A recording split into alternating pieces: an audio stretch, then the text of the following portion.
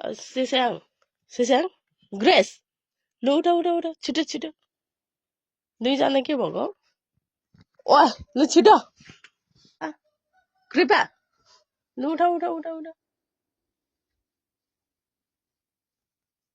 आम्मामा। अनि समला जाने भनेको होइन खै यता हेर समला जाने होइन चाहिँ समला हाइकिङको लागि भनेर बिहान 4 बजे उठेर रेडी भयौँ अनि केही खानेकुराहरू हामीले घरैबाट तयार पारेर पनि लाने विचार गरेको हुनाले यो खानेकुराहरू तयार पार्यौँ अनि हामी चाहिँ यो चाहिँ तपाईँहरूले अन्धकार देखिराख्नुभएको छ यो चाहिँ जातेको बाटो हो जाते चाहिँ एकदम जङ्गलको बाटो पर्छ है अनि त्यस कारणले गर्दाखेरि हामी चाहिँ ठ्याक्क जाते चाहिँ 5:45 बजी पुगेको थियौँ यो चाहिँ जाते बजार हो अब हामी पथरीदेखि जातेसम्म चाहिँ टेम्पोमा गएका थियौँ किन भन्दाखेरि अरू कुनै बसहरू टाइममा लाग्छ त्यही भएर बिहान जानको लागि चाहिँ हामीले टेम्पो रोजेका थियौँ अनि अब जातेदेखि चाहिँ समला चाहिँ हामी पैदल यात्रा गर्नेछौँ किन भन्दाखेरि त्यहाँबाट जातेबाट माथि समला चाहिँ टेम्पो पनि जाँदैन त्यस कारणले गर्दाखेरि बिहान बिहानै थियो नानीहरू जाडो भयो भन्दै थियो है अब बिहानको मौसममा अनि अब हामीभन्दा अगाडि धेरैजना जानुभएको थियो उहाँहरूलाई हामीले सोद्धाखेरि चाहिँ जातेबाट चाहिँ समला जानुको लागि चाहिँ 2 देखि 3 घन्टा लाग्छ भन्दै थियो अनि मैले नानीहरूलाई हिँड्नु सक्छौ भन्दै सोद्धाखेरि हामी सक्छौँ भनेर अगाडि चाहिँ उनीहरूले चाहिँ खुसी प्रकट गरिरहेको थियो है जाँदै गर्दाखेरि बाटोमा कोदोहरू फलिरहेको खेतीपाती नगर्ने घरनामा जन्मेपछि नानीहरूलाई अब यो कुरा एकदमै नौलो हुन्छ के हो कसो भन्ने जिज्ञासा भइ नै हाल्छ है अनि जाँदा जाँदै मैले बाटोमा फुल देखेँ मलाई चाहिँ फेरि फुलहरू साह्रो मनपर्छ है अब टिपेको त होइन हातमा ठ्याक्क आइहाल्यो है अब के गर्नु सानो सानो कुराको पनि भिडियो बनाउनु परिहाल्यो अब खुसी चाहिँ आफैभित्र हुन्छ क्या खोजेर अथवा कसैलाई मागेर पाइने होइन म चाहिँ त्यस्तो लाग्छ चाहिँ एकदमै हाम्रो यात्रा चाहिँ सुरु भएको छ हामी ठ्याक्क यहाँसम्म चाहिँ पहिले पनि पुगेर चाहिँ फर्केको है एकचोटि हामी दिदीहरूसँग जाँदाखेरि चाहिँ ढिलो गइएछ अनि यो बाटोहरू देखेर हामी चाहिँ लु पुगिँदैन भनेर यहाँसम्म चाहिँ पुगेर चाहिँ हामी चाहिँ फर्केका थियौँ अनि मलाई सन्चो पनि थिएन म चाहिँ एकदमै गाह्रो भइरहेको थियो तर पनि म अघिल्लो दिनै हस्पिटल गएर होइन दबाई खाएर चाहिँ हिँड्नु सक्नेसम्म चाहिँ हुन्छ होला भन्ने भएको भएर अब किन पनि भन्दाखेरि अब नानीहरूको स्कुल चाहिँ लाग्ने बेला भइसकेको थियो नि त अनि अब नानीहरूलाई जाम भनेको हुनाले चाहिँ ल ठिक छ नि त सकिन्छ होला भन्ने हिसाबले नै हिँड्यो अनि हामी जाँदा चाहिँ यो बाटोमा हामी चाहिँ जातेदेखि चाहिँ ज्यामिरे पुग्नु चाहिँ एकदमै लामो टाइम लाग्यो यो चाहिँ ज्यामिरे भन्ने ठाउँमा चाहिँ एउटा के अरे चौतारी बनाइदिएको रहेछ बस्नको लागि एकदमै यात्रीहरूलाई चाहिँ एकदमै सहज हुँदो रहेछ जे भए पनि बिसाउनको लागि अनि हामी चाहिँ एकछिन थकाइ मार्यौँ अब अनि ज्यामिरेबाट चाहिँ अब कति घन्टा लाग्छ होला समला पुग्नु भनेर त्यहाँ अरू यात्रीहरूलाई सोद्धाखेरि चाहिँ 1 देखि 1.5 घन्टा लाग्छ भन्नुभएको थियो उहाँहरूले होइन ज्यामिरेबाट समला पुग्नुलाई अब हामी लाग्यौँ ज्यामिरेबाट उकालो अनि रमाइलो भइरहेको थियो हामी धेरै ठाउँमा फोटो खिच्दै भिडियोहरू बनाउँदै होइन नानीहरूसँग हाँस्दै उनीहरूलाई मैले भनिरहेको थिएँ तिमीहरू हिँड्नु सक्छौ भनेर सोधिरहेको थिएँ तर भरे विचार गर्दा चाहिँ नानीहरू चाहिँ कुदेकै मलाई चाहिँ गाह्रो भयो हामी चाहिँ ठ्याक्क यो अहिले यो भ्यू चाहिँ समला यहाँ हामीदेखि माथि डाँडामा अब ठाडो बाटो छ अनि यो चाहिँ हामी एकछिन थकाइ मार्यौँ भिडियोहरू बनायौँ है फोटोहरू खिच्यौँ अब यत्रो दुःख गरेर गइएको छ अब फोटो भिडियो त खिच्नै पऱ्यो नि त होइन अनि यो माथि डाँडा चाहिँ समला हो अब यो ठ्याक्क अमृतसरबारी भएर चाहिँ हामी जानुपर्ने अनि कृपा चाहिँ अब नजाने कि नजाने भन्दै थियो उसलाई गाह्रो भइरहेको थियो है एकदम उकालो थियो नि त अनि यहाँ अहिले जति देखिँदैछ भिडियोमा तर पनि हिँड्दाखेरि चाहिँ एकदम उकालो थियो अनि र भए पनि हामी चाहिँ जसरी भए पनि जाम आइसकेपछि हिँडेपछि गन्तव्यमा पुगेरै छाड्ने भन्ने हिसाबले नै हामी हिँडेको थियो अनि जति माथि गयो त्यति चिसो होइन चिसो हुँदै हामी चाहिँ एकदमै के भन्छ हामी त गर्मी ठाउँबाट गएको नि त अनि माथि पुग्दाखेरि त पुरै यो चाहिँ ठ्याक्क अब समला आइपुग्न आँटेको थियौँ हामी चाहिँ। त्यो चाहिँ स्कुल रहेछ होइन। अनि त्यहाँबाट चाहिँ हामी समलाको लागि फेरि बाटो लाग्यो।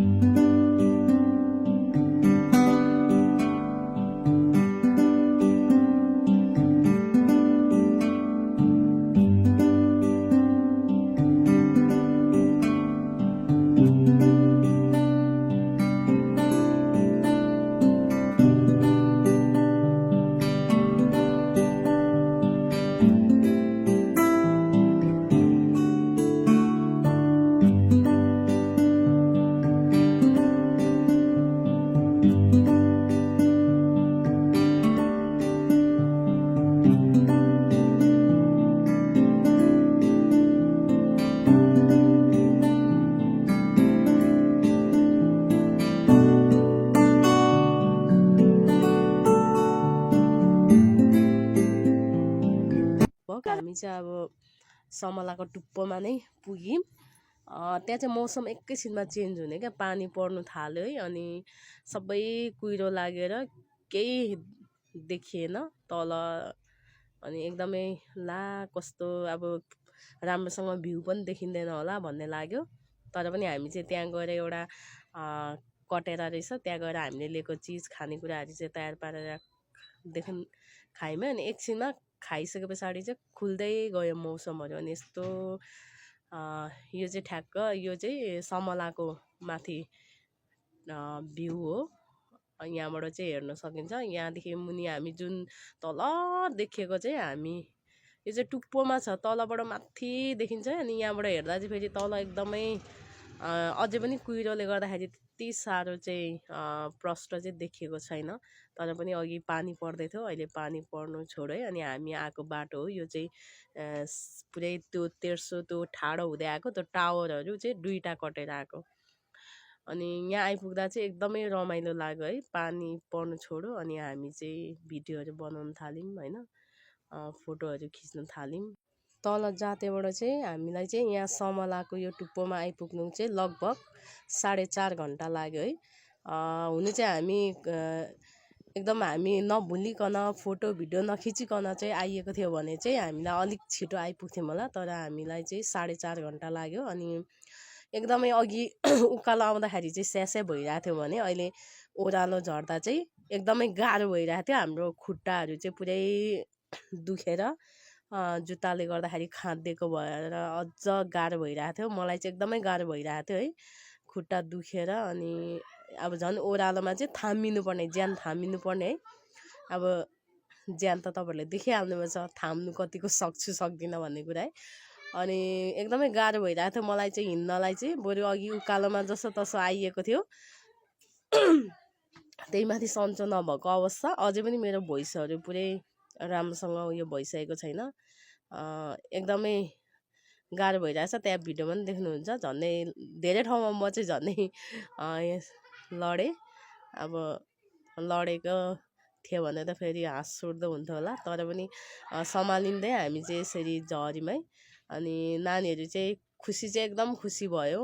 अब यहाँ समला कस्तो होला के होला भनेर सबैलाई जिज्ञासा भएको थियो। हामी चाहिँ यहाँ पहिलोचोटि, सबैजना चाहिँ पहिलोचोटि हो यो समला आएको। मलाई नि धेरैचोटि आउने इच्छा चाहिँ लागेको थियो। मैले धेरैचोटि नै जाम भनेर साथीहरूसँग पनि सल्लाह गरेको थियो, कसैको के नमिल्ने कसैको के नमिल्ने है। अब आफ्नो आफ्नो लाइफमा व्यस्त भएपछि समय निकाल्नु गाह्रै हुँदो रहेछ। अनि कहिलेकाहीँ कतिचोटि हामीले गर्नुपर्छ जानुपर्छ भनेर हामी कति कुराहरूको प्लान गर्छौँ होइन, तर हुँदैन रहेछ।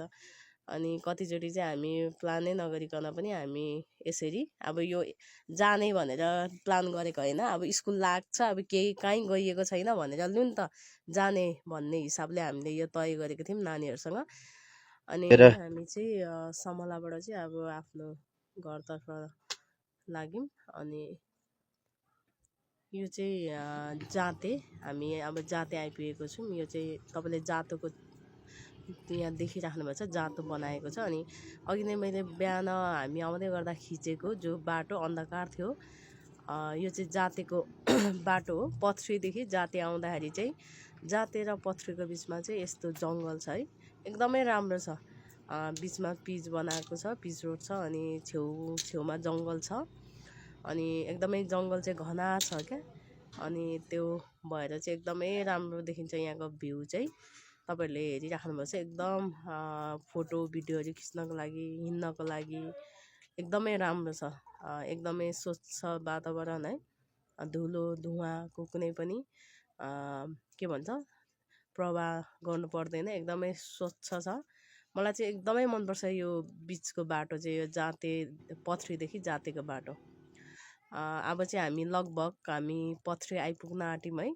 अनि ठ्याक्क यो चाहिँ पथरी अब हामी आइपुग्यौँ भन्दा हुन्छ। हामी यहाँ पथरीको इलाका, तपाईँहरू कतिजनालाई थाहा छ, यहाँ इलाका चौकी छ। अनि अब हामी चाहिँ यहाँ पनि पहिले एकदम धुलो थियो, तर अहिले पिच बनाएर चाहिँ एकदम दामी भएको छ। अनि यो चाहिँ ठ्याक्क अब पथरी बजार चाहिँ हामी आइपुग्यौँ। अनि आज चाहिँ हामी यसरी चाहिँ समला हाइकिङ गरेर चाहिँ हामी आइपुग्यौँ। अब हाम्रो खुट्टाहरूले चाहिँ कति दिन हामीलाई दुःख दिने हो थाहा छैन, तर पनि एकदम जे होस् रमाइलो भयो। सबैजना केटाकेटीहरू रमाइलो मान्यो, रमाइलो गऱ्यौँ। अब के भन्नु अरू त, एकदम राम्रो छ। तपाईँहरू पनि जाने इच्छा गर्नुहुन्छ भने चाहिँ जानु सक्नुहुन्छ है।